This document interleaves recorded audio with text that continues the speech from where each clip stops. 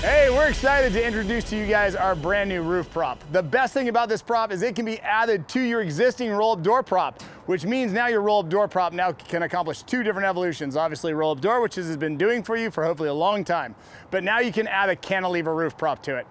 And so today what I want to start with is just a quick inventory. So you're going to receive a pallet. Pallet looks something like this to my left here. So on the pallet, you should be receiving 4 of these beams right here. And we're going to call these the side beams. And there's 2 of them that will create each side of your prop.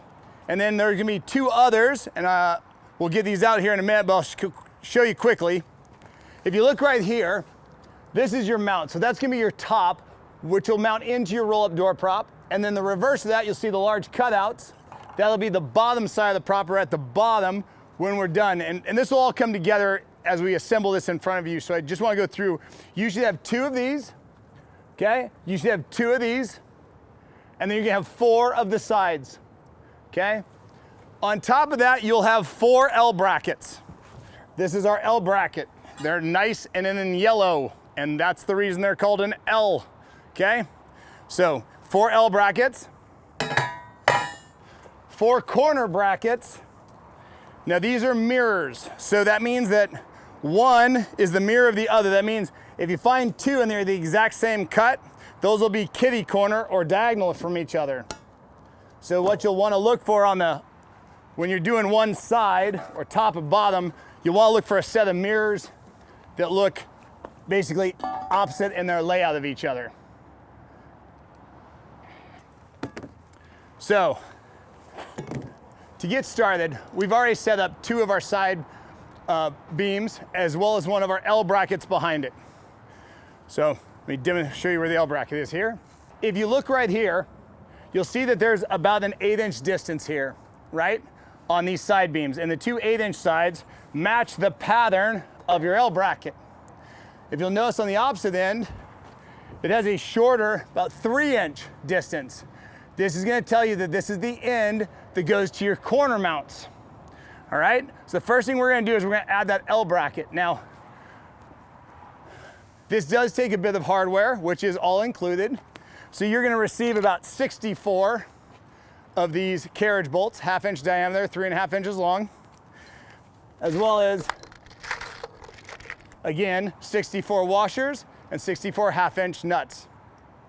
So to put in this bracket, you can see that there's 4 on each side, and those 4 need to be mounted, so we're gonna need 8 bolts for this end. Hey, so one thing we just remembered was we actually put 2 small holes into this bracket. If you find the end of these tubes, they have 1/2 of a cut each, so that matches that pattern. That'll also tell you you've got the right ends for placing the L bracket in place. So we're gonna put this in, we're gonna put it in from the back because I'm working out this way.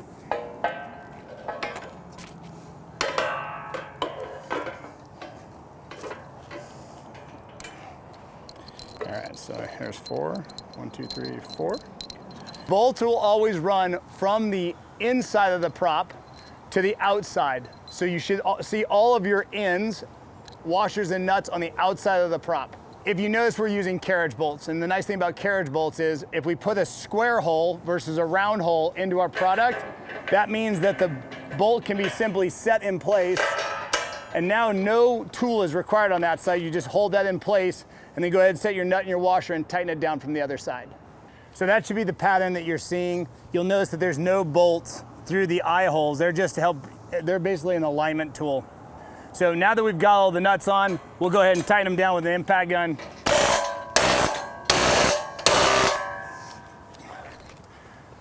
Okay, so that's side beam number 1. So we're gonna go ahead and put together side beam number 2. You won't see it from this side, but we're looking at this side, and here's those little notches we were looking for right there. That's helping us know that that's the side we're gonna put the L bracket on. So we're just gonna roll that over. We'll get the L bracket and we'll get these mounted up real quick.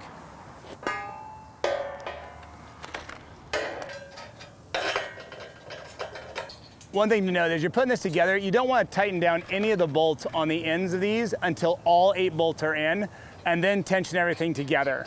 That'll ensure that nothing gets misaligned and everything comes together the way it's designed. So now we're gonna go ahead and start kind of setting this out in the actual pattern. So Brandon's gonna grab an end, I'm gonna grab an end, we're gonna just take this and we're gonna walk right over here. So, and you can see we already set up some 4x4s, just some stingers. So it allows us to set it up on something and not scratch it. So we'll put one there, and we're gonna go ahead and move the other one and do the same thing.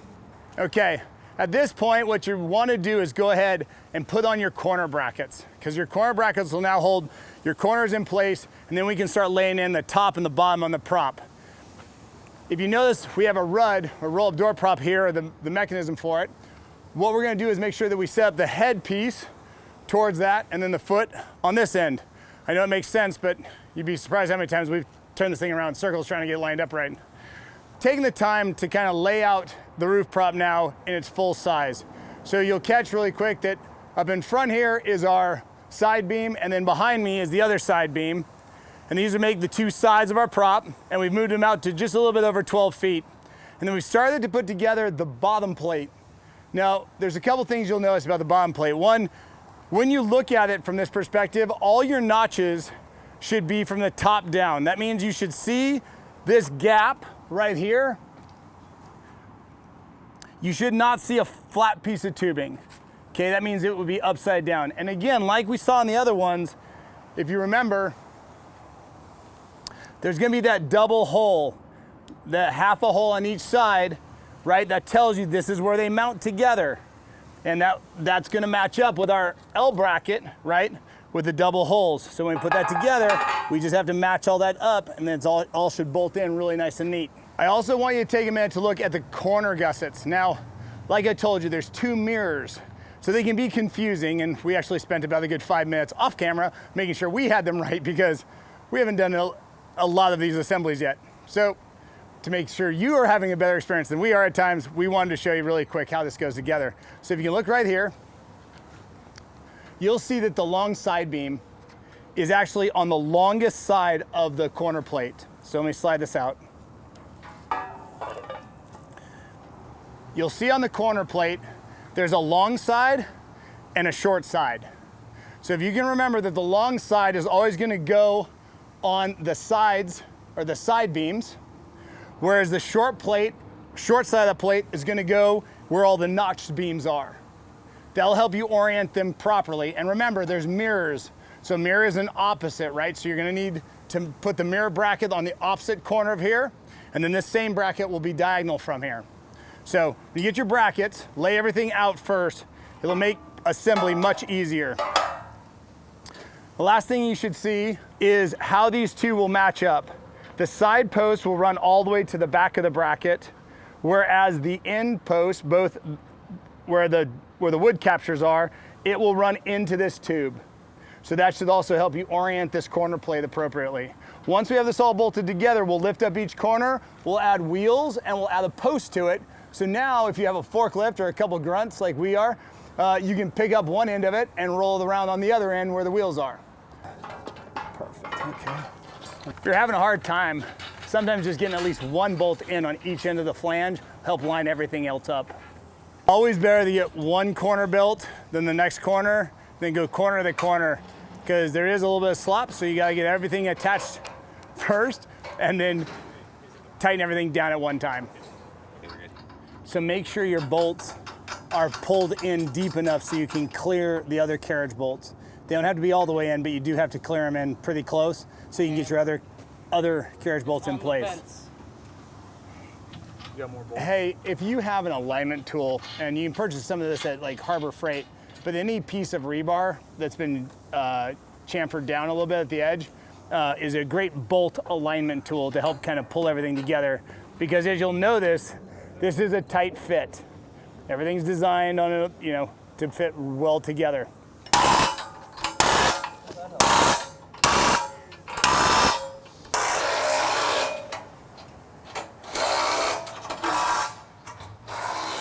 So the last part of your roof prop, you're gonna get 2 posts identical, and then you'll get 2 wheels identical.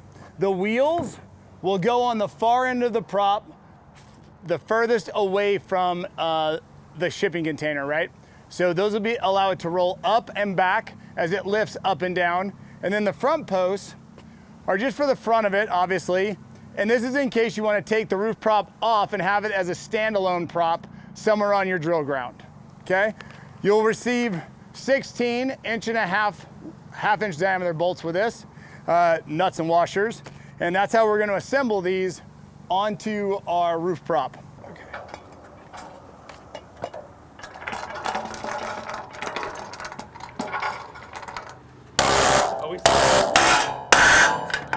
That's good. Yeah. Yeah, we're gonna have to.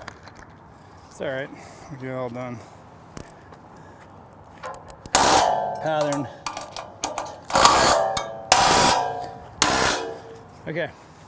All right, so once our wheels and our front posts are all mounted, we don't want to add wood to this yet, because if you're about to put this onto your roll-up door prop or onto your mounting system, this thing gets heavy pretty quick. So you want to get 4 or 5 guys, everybody grab it. We're gonna walk in. What we'll be doing is we'll be taking these mounts right here. Let me show you. Roll the whole thing forward, and then we're aiming this mounting process right here for this section of what we call the truck assembly. So we'll take our clevis pin and insert it through the hole, and then capture the roof prop, and then complete it all the way through, and then use our cotter pin to clip it shut.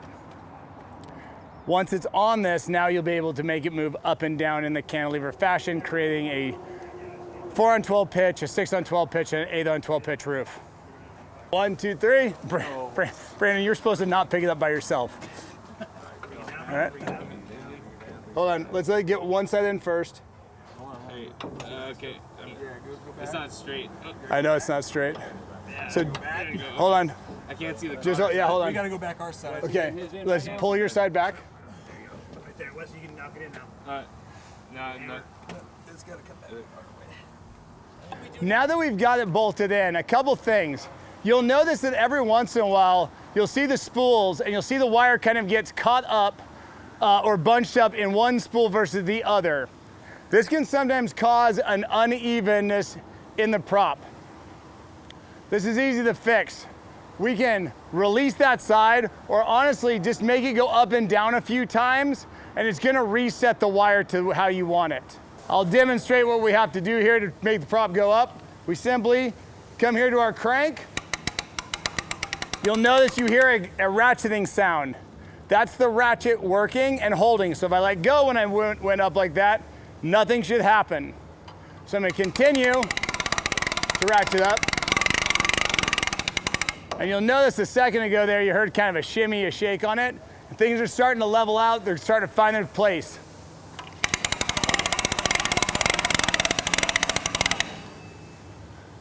So that's about as steep as you'd want to take this prop. And now we're gonna lower it. Now lowering it is the reverse, but lowering it actually requires you to be more careful, because unlike when we took it up, it has the ratcheting mechanism. When we lower it, we have to turn the ratcheting mechanism off. That means if we let go, it free spools, and trust me, you don't want to try and grab that handle while it's free spooling. It helps build really high forearms. Yeah. So pull the pressure, flip the switch here, then slowly let this down. So we recommend leaving 3 or 4 coils on the winch itself. So you can see this. However, we do have a safety built in that if all of a sudden things were to go awry, we've built a stop plate on the end of our RUD system to stop it from falling off the edge. Every once in a while, these rollers will get caught up. The wire will bind up, they'll ride over each other and not in a nice orderly fashion. And usually if that occurs, you just have to come up here, have someone take the weight off that corner, lift up a little bit so you can unpin this pin. Once you unpin it, then you can then adjust manually, realign the pin, put it back in, and then go ahead and have it set evenly across. Highly recommend that we only adjust this side. On the opposite side, you'll see that we have the ratcheting mechanism. So that starts to interfere with the ability to easily lower and lift. And so if you adjust just your left side of the prop, it makes getting everything level a lot easier. And you just have to deal with one pin and one spool. At this point, now that the prop is assembled, we've brought it up and down, we know the system's working. Now we're gonna go ahead and load it up with wood. You will need 9 2x6s, 12 feet long, for the initial beams inside of the roof prop. Once you place the beams inside the deck, go ahead and cut a piece of plywood in half. You'll wanna do that for both sides because what you wanna do is create a 2-foot wide runway. That'll allow you to then run the 8-foot wide plywoods right through the middle of it, or CDX, whatever you choose to use, right through the middle of the prop for your cutting surface. Hey, so we discovered that once you get this all tightened up, sometimes it actually pulls itself in a little bit too tight to load the standard 12-foot 2x6s. So what we found is a simple solution is just loosen up all these bolts and give her a tug and they'll fall right in. They're that close to being perfectly on. Then once you get your whole bed laid in, then go ahead and tighten down all of your bolts once again. All right, let's load it.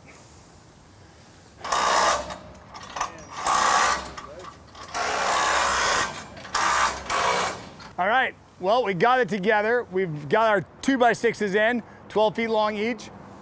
You'll notice that we go ahead and we double stack them towards the end. This is what's gonna create our walkway. And then through the rest of the middle of it, you'll see singles. This is the simple way to load it. Once this is done, we're gonna start sheathing it. So what we'll use is some, like I talked about earlier, we're gonna take some plywood or CDX, we're gonna cut it down the middle so we end up with a 2-foot wide platform. We're gonna start assembling that now, creating both sides of your walking area, plus then through the middle, will be your cutting area. Should go all the way up against that beam. Yep. Okay. All right, that's good. Here, we'll bump this one up too and see if we just use them all to bump.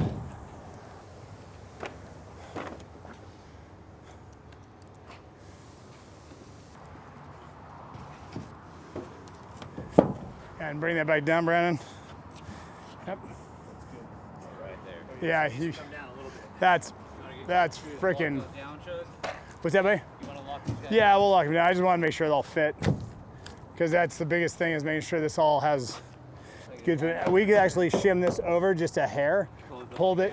No. Actually, I want to open that. So one thing that I realized, like when we deal with, you get wet wood or something, it deforms. So just bring that up to that line.